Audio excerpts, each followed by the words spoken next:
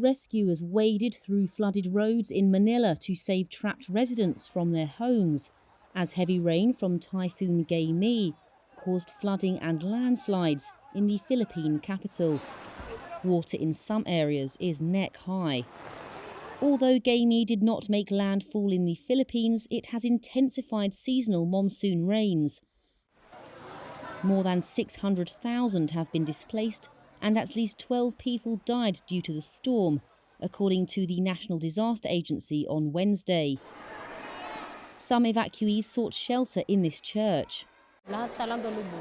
Everything got submerged.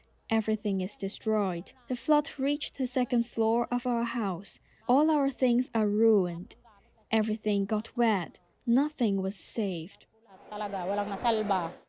The heavy rain flooded streets in Manila and nearby cities, forcing schools and offices to shut down.